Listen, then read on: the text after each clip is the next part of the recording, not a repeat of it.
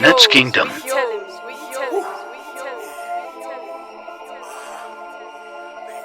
that house now. I'm back.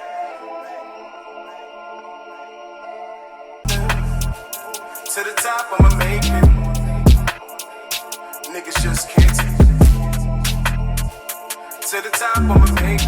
To the top, I'ma make it. To the top, I'ma make it. To the top, I'ma make it. Niggas just can't take it. Yo, what's good, YouTube? It's your boy AJ. I'm here with Cypher, Chubbs, and Rage. Make sure you guys hit that like button, subscribe, follow us on Instagram at NetsKingdom1. All our Twitters are scrolling at the bottom. And check out netskingdom.net for your articles. We're going to talk about VJ Edgecomb. We're starting the draft content. You guys know you love it. We're going to start the prospect content. So VJ Edgecomb out of the Bahamas, 6'5", 180 pounds, point guard out of Baylor, currently mocked at 4. My first experience before we get into VJ is just, I do remember during the I think it was during the Olympics, where he was cooking. We're like, who is this kid on the Bahamas just like going crazy? Like, he was on his Anthony Edwards type stuff in the Olympics, hitting pull-up middies, fadeaway middies in the mid-range, hitting threes on grown guys he shouldn't even be playing against, in the Olympics. And I'm like, who is this kid? And then we get to the stretch of the college season, the beginning, and he's kind of ass. Like, he starts bricking. It was really ass shooting from VJ. And I remember his stock was falling. A lot of people were out on VJ really quick. They're like, oh, this guy is just, what we were expecting off the Olympics. We were expecting him to cook. Then he gets into his season, and it's like, oh, it's not good. His offense is not good. You know what I'm saying? And then he hits a certain leap during the season, and he starts hitting his threes. His metrics got better. His analytics got better. His three-point shots were hitting. His middies were hitting. He had some breakout games on VJ. So, where do you guys think? Like, does VJ, if we're at number 4, like, is VJ a lock for y'all, or is it like, can somebody else, or you think we could take somebody else at that 4? Or you think VJ just locked at that 4 for you guys?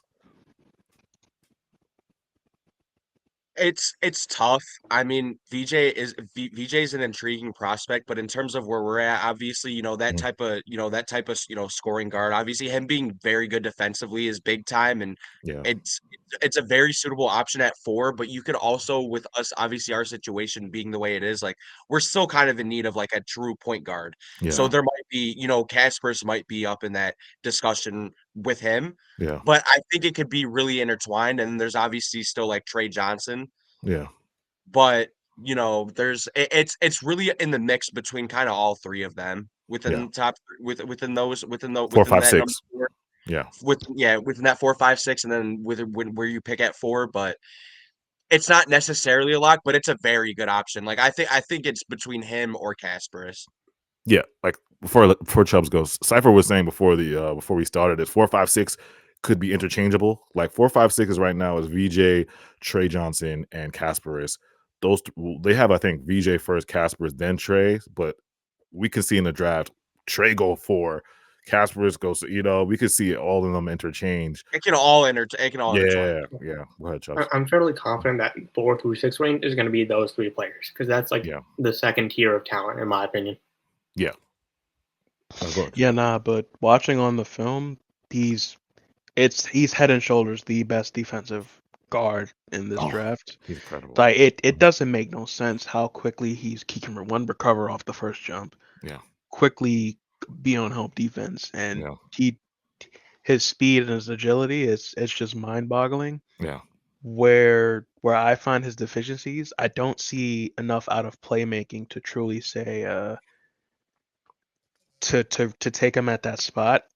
Well, at least for my team's perspective, I really wouldn't take him at that spot. I would rather try to get a truer point guard. Yeah. So I would lean towards a Karaspis. But that defense, I would damn near take him just for his defensive abilities. Yeah. Like, especially putting him at that point of attack, like to have a guy like that to throw on, say, a Trey Young, to have that Jalen Brunson, like, oh my God. Like, so many teams want a guy like VJ. he can navigate screens, his recovery, and then his point of attack defense is just like.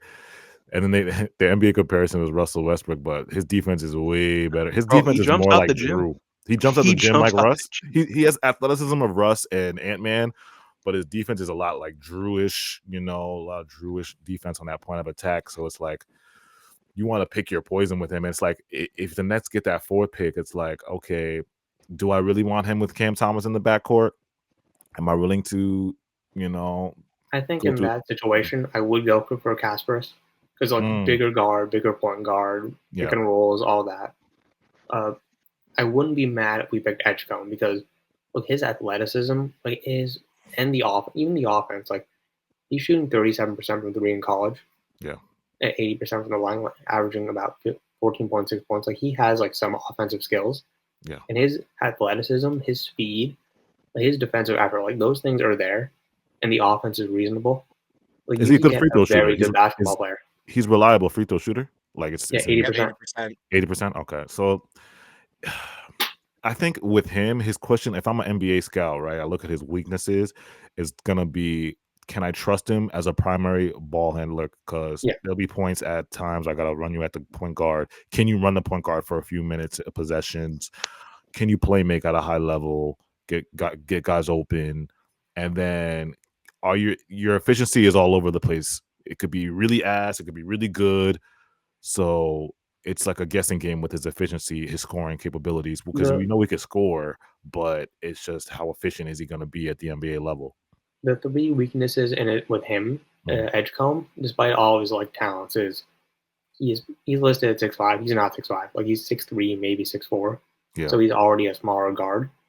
Weakness number 2, he's not really a great passer. He's got scoring gravity. He can make the right reads, but right now he's averaging 3.3 assists to 2 turnovers. And finally, the biggest red flag, in my opinion, is his off the dribble shooting. Yeah. From what I could tell, he's shooting 8 of 32 on off the dribble jumpers. Wow. So it's like you worry about that because the catch and shoot, we know this is a catch and shoot league now. He's gonna have times because as a shooting guard, you're gonna have to play off the ball, and you're gonna have to take catch and shoot threes. You're gonna have to play off the ball. So it's like, is that more of his weakness? Well, we'll say the primary ball handling is his weakness, but if he can't play off the ball either, that's a little. He can play off the ball. The catch and shoot 3-point shooting is there. It's there, okay. As long as it's there, okay. As long as it's there, so. But if you're going to be an on-ball creator, which he's expected to be on the Nets if we're drafting him at 4th or 5th, then he's got to be really good as an off-the-dribble 3-point shooter. He just has to. Yeah, he has to be because, like I said, we gotta know what Sean's gonna do at that point guard. So it's like, is he gonna sign a free agent point guard? He's gonna bring D'Lo back, or because it's like if you sign VJ, you're gonna have to play him. He's gonna have to start. You can't just bench the number 4. Cam Thomas. Yeah. Cam Thomas, PG. It's time. Let's do it. D'Lo 3-guard lineup. D'Lo, Cam Thomas, and VJ. Another D'Lo contract, but that is the thing though. We go into next year. We kind of don't know what we're gonna do at that point guard. Yeah, I'm not opposed to trying the Cam Thomas point guard. Why not? You can't ask if you go into 2026 and you want to get another top pick. VJ Edgecombe and Cam Thomas is phenomenal because not only will you probably get that pick, it's not too necessarily bad hoops. That's not bad hoops. That is not bad hoops. We can enjoy a little bit of that for sure. At least we can enjoy a little bit of that. Cover for him for his defensive for CTs. Like if somebody VJ got his back with the steals and the defense. He'll fit that Brooklyn grit. Worst case scenario. Yeah. Okay. Well, playing Cam at point guard next season, there are 2 things that are going to happen. Yeah. 1, he succeeds and he ends up being like a Jalen Brunson, or option 2, we end up with AJ DeBansta. Yeah.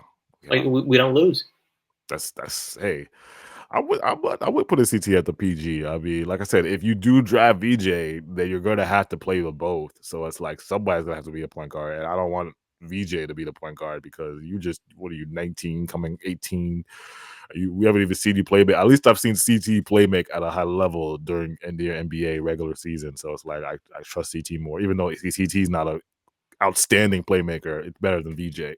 So I'll take and he's already been at an NBA level for years. Yeah, so I'll take that. It's very interesting with VJ, man. Let us know in the comments, what do you guys think of VJ Edgecombe? What do you think? Would you take him at 4, or would you take Trey Johnson or Casperus? We're gonna start breaking down these draft. This draft content is gonna be a lot. We're gonna break down all your draft content needs the second half of the season because we're playing for that lottery May 12th. So appreciate you guys so much. Hit that like button. Follow us on Twitter. All our Twitters are scrolling, and that's kingdom.net for your articles. We'll be back. Appreciate you guys so much.